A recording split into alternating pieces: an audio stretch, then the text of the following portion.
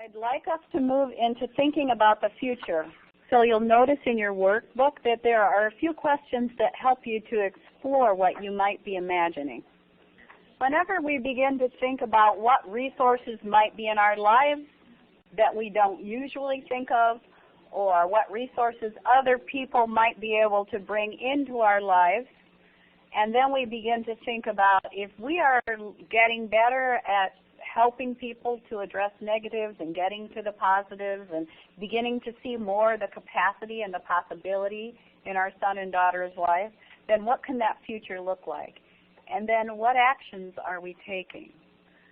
So I always think that when you begin to get an idea, one thing we've learned by doing lots of plans with lots of people is that when you create a plan, yes, you want to look at the future, and some plans are more global, some plans are more up close, more like today and tomorrow and the next week. But the idea is to take action now and to write plans simply. All right, so to think about your action plan. Now, some of us, when we were looking at our asset maps or even thinking about resources on behalf of our son or daughter, some of us maybe were not seeing what real possibilities there might be, or maybe are not seeing that there are resources that are helpful.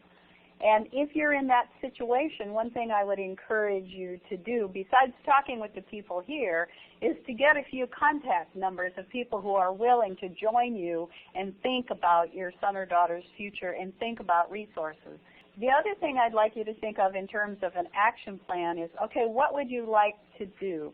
Given what you've thought about the future, what you know about existing resources, what are your next steps to help your son or daughter get to that good future?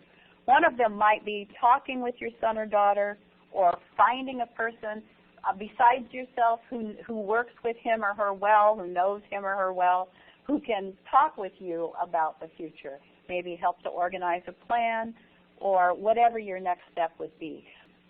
And then I encourage you not to, in the words of the people who created the PATH plan, don't dive alone. Find a partner who can share some of these dreams with you. And it doesn't have to be your lifelong partner, but maybe somebody that you can talk to about your hopes for your son or daughter's future. Generally, when you're building action plans, there are 5 core values that John and Connie Lyle O'Brien have developed that every human being wants. They're your basic human core values. We all want a sense of belonging. We all want a sense of being respected. We all want to share the ordinary places that we like. We all want to and or need to contribute, and we need to be able to make choices about how we live our lives. So as you're looking at action planning and thinking about the future, think about how can we take one action that meets as many of these criteria as possible, sort of a conservation approach. So then what is person-centered planning? Really quickly, person-centered planning keeps the person at the center of planning. Success is defined by the person and the people invited to plan. Not by systems, but by the person and people invited to plan. It engages the people who are most important to the person or who may have the best information to offer from organizations, systems, and community. It anchors resources, both paid and volunteer, in support of that person's or your family and that person's action plan. And it helps to organize future and everyday action in partnership.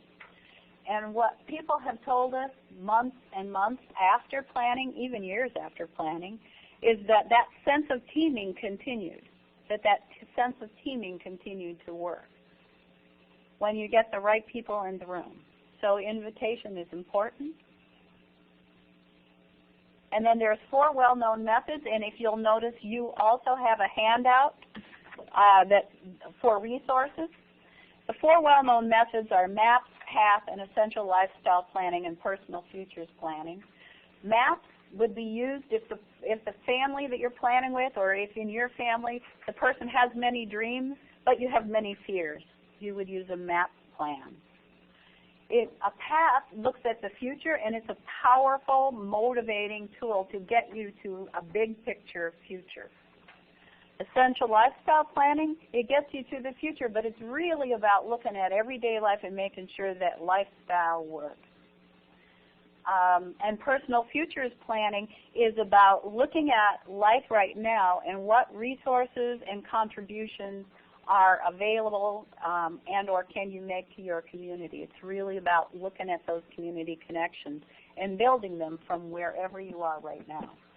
And as you'll see, the websites, just Google Inclusion Press for both maps and paths, the Learning Community for Person-Centered Practices for Essential Lifestyle Planning and Personal Futures Planning, you'll find at Capacity Works.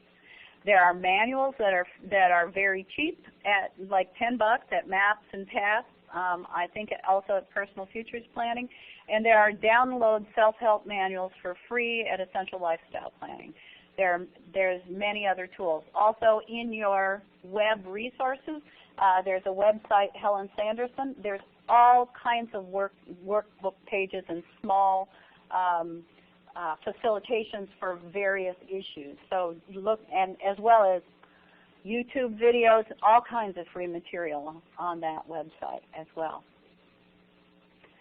Whenever you're planning or whenever you're getting ready to have one of these conversations, first think, what is it I would like to achieve?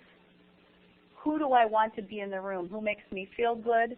Who might have information that would be useful? What is the most respectful way to include the person you love in the plan and or yourself? What's your best way to be included? And give a thought to welcoming in place, because when you're sitting down to do a plan, you're going to be there at minimum 2 hours, and sometimes you're going to be there 4.5 hours, depending upon the kind of planning you put together when it's one kind of plan. So you got to plan a little break for a meal, and you got to plan to be comfortable. So welcoming in place. And then person-centered practices, that's what you did tonight. Taking a break and thinking about who might I include, who do I know, what are my interests and gifts, what's this picture look like. That's an everyday person-centered practice, something you can sit down and do yourself or with other people. Learning from and addressing positives and addressing negatives as part of building a positive description. You can do that with other people. You can begin to do that with yourself and or your son or daughter. It's a great thing to bring into staffings with schools and staffings with whoever else you're doing staffings with. And I've had young people bring in that discussion of what's great about me, what's important to me, and how do I like to be supported to start out their IEP meetings. And it just starts everything out on a really positive note. And when the person can't read it themselves, you can put it on PowerPoint and the person can arrow people through it and you can help them to read it, or you can read it on behalf of your son or daughter.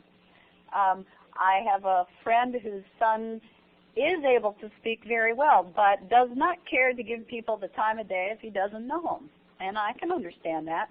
But that is a problem in a doctor's office. So his mom helped him to create this description that he took with him to his doctor's offices so that when he suddenly had a gallbladder attack, as they're going out the door, he turns to his mother and says, "You better get my description because they're going to need that at the hospital." Right. Because I'm still not talking to him, I guess. And he had it posted on his bulletin board. Yeah, it's very helpful, and he relied on it. Integrating person-centered work. Basically, I say pick a practice that appeals to you, and try it out on yourself. Try it out on a friend, and then try it out with somebody you care about who might appreciate that support. Look at your routines with your son or daughter and the people you support, and find a time to use or people you support, and find a time to use one of these conversations, one of these tools to guide a conversation, and see what you learn. Remember, listening is core. Ask someone to be your learning partner, and this can be a learning partner for creating a future on behalf of the person you love, or it can be a learning partner on behalf of trying some of these tools out if you're in a workplace. look through the websites. There's loads of other strategies on those websites, and I find them inspirational. So if I'm in a position where I don't have anybody to talk to, which is rare, I'm lucky, right? I'm lucky. All right. But I go on those websites and I pull up Michael Small's video about important 2 and important 4, and he tells great stories about that. Or I listen to somebody else who is telling stories that it just helped me to see possibilities. You can also consider participating in facilitator training, and from time to time announcements go out on the network about that. If you're interested in being a facilitator, I do train facilitators, and you can just write me and let me know, and I'll put you on my list, and I'll let you know when there's one coming into town. And if I'm not doing the training, I usually hear who is, and I can connect you. Above all, remember, when we have these kinds of conversations with people, they're really important. People really do feel listened to, and they imply a promise. And they imply a promise to listen to not only what is said, but what is meant. And to act on what is heard, and to always find something that we can do today or tomorrow, and just keep on acting on what we hear.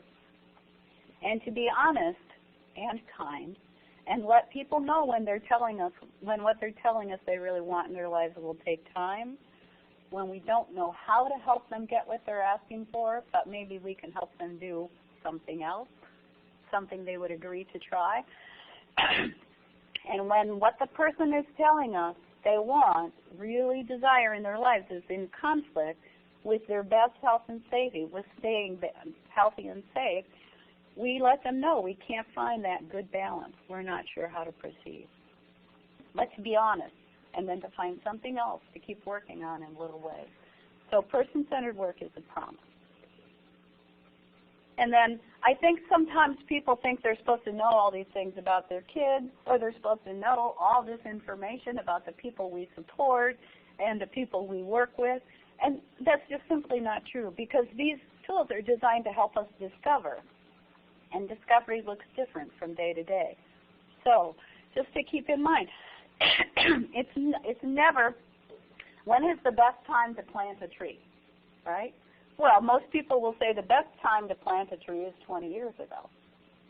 But the second best time to plant a tree is today, right now.